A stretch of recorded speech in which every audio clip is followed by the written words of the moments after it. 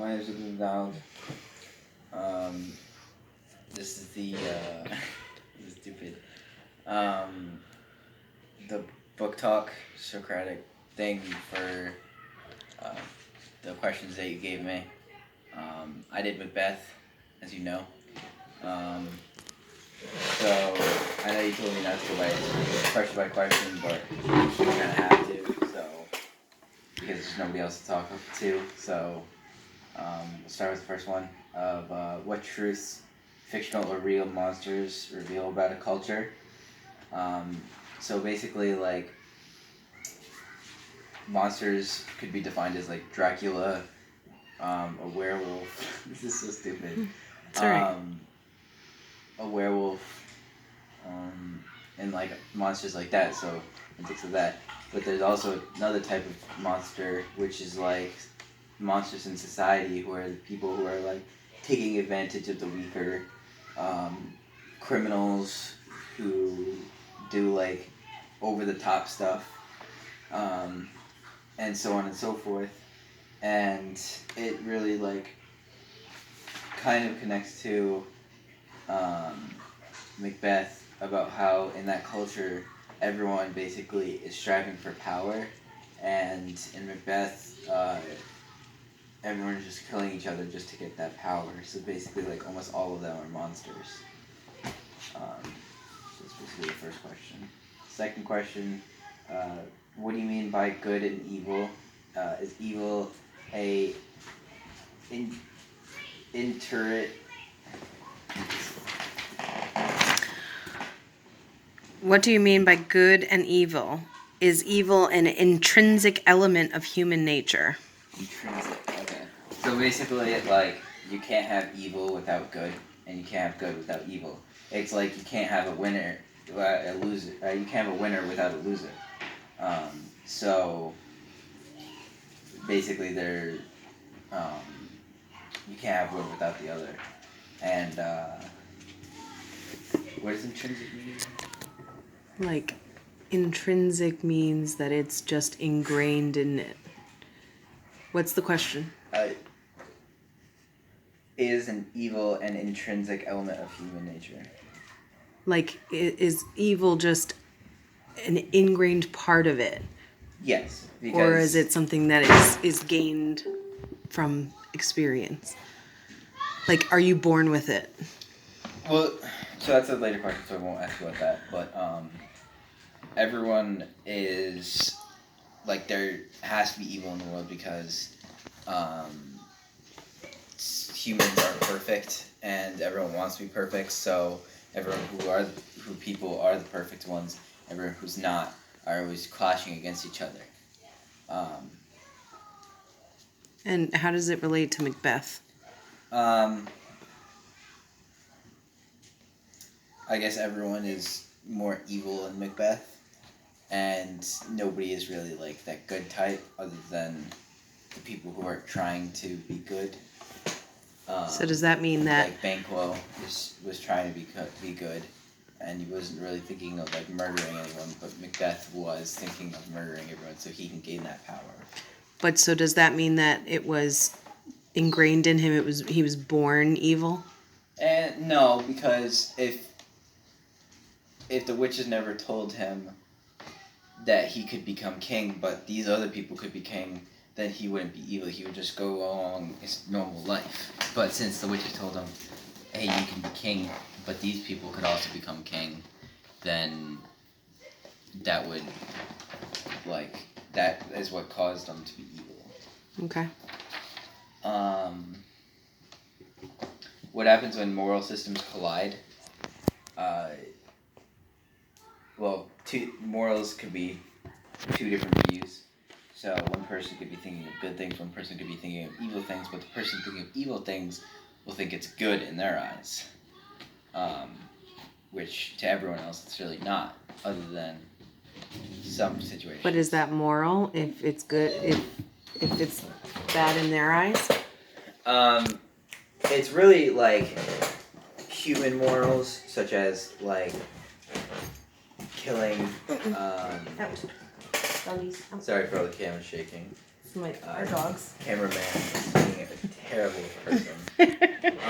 Go ahead, keep going. So the morals collide of like good versus evil, like the last question, and how if two morals are completely different, they will 100% collide.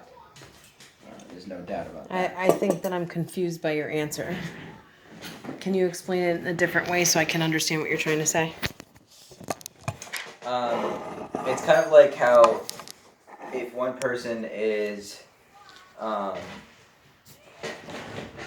wants to save somebody, but if they save somebody, then they're gonna risk their own life. Then you have that moral dilemma of, do I basically kill myself but save this person, or do I save myself and let this person die? Okay, I understand that. How does it relate to Macbeth?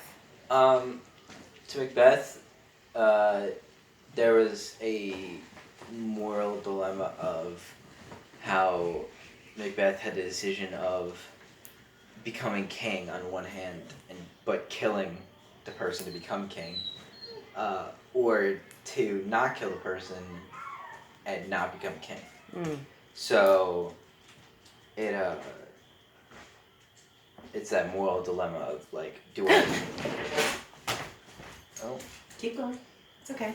damn. Alright, what's your next question? All right. Throw them out the window. Go ahead, keep going. What are monsters of society and personal monsters, and how are they created? I'm sorry, say the question one more time. What are monsters of society and personal monsters, and how are they created? Okay. Monsters are usually bad people, but you could be a monster like maybe once or twice in your life, you won't even realize it. Like disrespecting somebody could be considered, like, in their eyes you could be considered a monster because you are basically insulting them and not like, yeah, you're like insulting them. But most people will probably become monsters and don't even realize it. Okay, so what is a monster in society? Give me an example. A monster in society could be like a criminal or somebody who is like a racist, but not like just making jokes now and then, like a legit like white power, like KKK almost. Okay, and is that the personal monster or is that within yourself? That is like within yourself. Like I think, like if I was part of the KKK, I would think, oh, I am the best. I am like, there should only be one race. So there should be only one thing, like that. But then like personal monsters could be like, well, you like doing this and I don't. So I think you are being kind of disrespectful, and so like that stuff. And I don't know how to connect it. Well, you explained how it related to Macbeth earlier in a different question. But the second part is how are they created? So monsters are really created by the way you grow up. Nobody's ever born with a certain mindset and like certain features or like personality features, Yeah. or mind features, I should say. Intrinsic evil. It's mainly how you were born or how you were raised. If you were raised in a bad family, you're probably gonna do bad things. If you're raised around other monsters, in quotes, then you're gonna become a monster when you get older. So you think it's not possible for, say, a murderer to grow up in a perfectly normal family? I think it's possible, but it's rare, just because they like things have to happen in their life that in their mind they think is different. Mm-hmm. So Okay. What's the next one?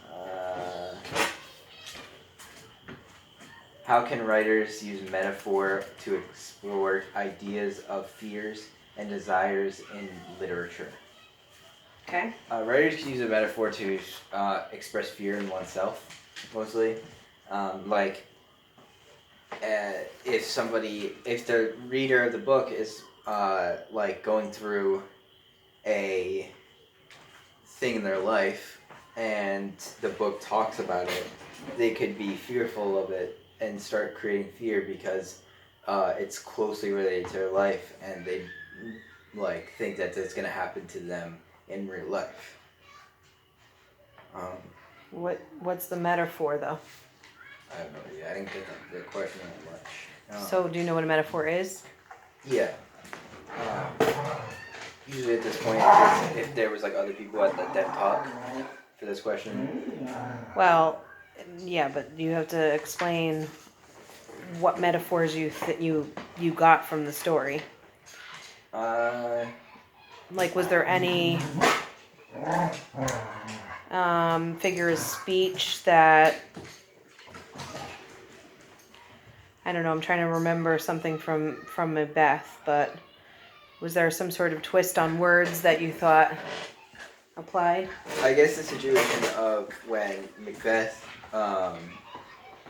kills the king and he sees the dagger, you know, and that he's thinking of how guilty he is of doing that, and in everyone else's mind, you know that guilt because most people have dealt with it and don't like it, so it like invokes fear, and how you don't like it. Well, that's not exactly like a metaphor like that. I was looking up quotes and stuff, and one of them says like a dagger of the mind. So like, how is that a metaphor in Macbeth? A dagger of the mind. A dagger of the mind must mean like you're constantly be thinking of bad things, and you have that like sharpness in your mind that you're thinking of like bad things, I guess. Well, yeah, or that it could be something that doesn't really exist. It's killing your thoughts almost, a dagger of the mind, that it's like a constant, say you're being paranoid about something. Yeah. It could be a dagger in your mind that you're constantly thinking about this negative thing that could happen. That could be your dagger in your mind, Yeah. like I'm going to have a heart attack, and then you just constantly think about having a heart attack and you're worried all the time. That could be a dagger in your mind. So that's a metaphor. Yeah, that's what I wrote down. Okay, next one. What qualities / characteristics are shared by modern day monsters? A lot of the qualities is like being a psychopath. A lot of those share the same things. That's all I can really think of. So the question is, what are the characteristic similarities between a modern day monster and a character in Macbeth? Is that right? I think so. We'll read the question again. What time are we in? We're fine. Just go ahead. What qualities / characteristics are shared by modern day monsters? Okay, so let's start with, are you picking Macbeth as the character in here? Well, I'm trying to relate it to like modern day because this is modern day monsters. No, but tell me about Macbeth and a character that makes him a monster. A characteristic, I'm sorry, that makes him a monster. Well, Macbeth is constantly be thinking of like how he could gain power, and by gaining power, he is thinking of killing people. So it's basically like how the witches tell him, "Oh, you're gonna be king," and then they're like, "Oh, but Banquo's gonna be king if you don't become king," and so he kills Banquo. And then they tell him, "Oh, this guy named Duncan's gonna become king if you don't become king," so he kills Duncan. Then he asks them again. They say, "Oh, this person's gonna be king if you don't become king," so he kills them, and it just runs on, and So it basically- sounds like outside forces caused him to be a monster, that he was almost manipulated into being being evil. Yeah. So how does that relate to present day monsters, like murderers? Like parents could be like abusive to their kids, so Yeah. after a while that person could break, and then think about like killing their parents because they were abusing him. Yeah. And once they do that, then they kind of like roll down that. Like let's say parents abuse them for like 15 years. At 15 years old, this kid, the son, gets enough with it and he kills his parents. And then he runs away and goes into hiding for a while, and then he still has that mindset of killing people, so he then starts killing more people. So And there's also a lot of examples of like cults and religious people who feel like they hear somebody talking to them, like God. That's on line 3 right there. Yeah. God told me to kill someone. God told me to, cleanse the earth or whatever. Yeah. So some present day monsters are manipulated by either their own dagger in their mind or manipulated by other people, like how Macbeth was manipulated by the witches. The script says that I was supposed to say that. Go ahead. But, yeah, that's alright. Keep going. So, next is, why do people behave badly? Are there bad decisions? Are their bad decisions their own or influenced heavily by sources beyond their control? I think everyone's influenced by outside forces, and it then changes in their mind to be their thoughts. Like the example of being abused. That's an outside force, and then eventually it's gonna be in their force to retaliate and kill or do something bad. Okay. Let me just check that second part.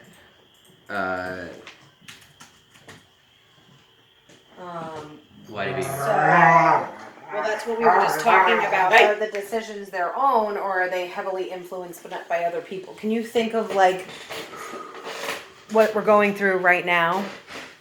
I don't think you're a monster if you hoard toilet paper, but if you look at the greed that's causing all the food and toilet paper to come out, is they're being influenced by something? Everyone's doing this because the media is like... Right, so they're being manipulated and influenced by something else. Yeah. Okay, next question. People behave badly because they want gratification, something in return like money or power. Yeah. And their power will increase by getting control. And then... Sorry. And then they'll gain more power, which gives them more control, which gives them more power, and it just keeps on going. So that's basically one of the reasons why people behave badly. Do you think that people also behave badly out of fear? They could if, like, back to the example of somebody was being abused by their parents. They're fearful that their parents are going to kill them eventually because they're being abused, so they do it. Okay. In case. Makes sense. Last question. Nature versus nurture. Are you a born monster or are you made a monster? All right, so that's what we started out with. And, Yeah. And your opinion is? That you are made a monster. Nobody is born a monster. Somebody could be born into a really bad family, or let's say born by 2 murderers, and then they basically give out the child to a foster home, and that foster home then gives them to a really nice wealthy family or something like that. That person isn't going to grow up and be a murderer because they were born by murderers. They're going to grow up thinking that being wealthy is normal because once you're a baby, you don't remember anything. Also, wealthy people can be murderers, but yeah, okay. Yeah. I got it. Go ahead. Yeah, but, yeah. And pretty much, like, the fact that everyone says everyone's different is because everyone was raised different. No person is one like the other because they were raised differently. And that's the fact that a murderer is not like a